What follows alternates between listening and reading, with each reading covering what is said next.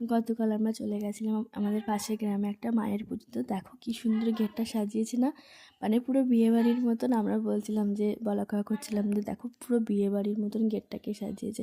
আর এখানে প্রত্যেক বছরই মানে মায়ের পুজো হয় এই দিন করে। তো আমরা দেখো চলে এসেছি সবাই মিলে। আমার ছেলেখানে বায়না করছে কোলে উঠবে, তাই জন্য ক্যামেরার কাছে চলে এসছে। তো দেখো এই যে ওকে আমি জোর করে নিয়ে যাচ্ছি, চলো আমি এসে গেছি আর কোলে উঠতে হবে না। মানে ও একটু হাঁটতে চায় না, ও যেখানে যায় ও কোলে করেই যায়, মানে একটুও হাঁটতে চায় না। এত মানে বড় হচ্ছে কিন্তু ওর বদমাইশিটা বেড়েই চলছে দিনকে দিন। মানে যেখানেই যাবে ও কোলে করেই নিয়ে যেতে হবে। তো যাই হোক চলো আমরা চলে এসেছি এখানে।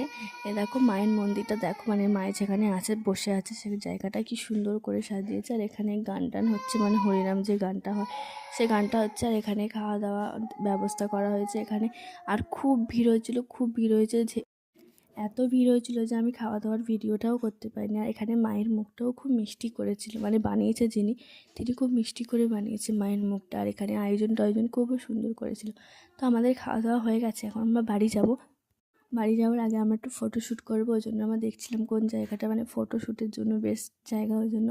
তো দেখো আশা করি আমাদের ভিডিওটা খুব ভালো লাগবে। ভালো লাগলে একটা ফলো করে দিও। আর যারা আমার ভিডিও ইউটিউব থেকে দেখছো তো প্লিজ আমার চ্যানেলটা সাবস্ক্রাইব করে দিয়ে আমার পাশে থেকো। তো আজকের ভিডিওটা এই পর্যন্তই। আশা করি তোমাদের খুব ভালো লাগবে। টাটা।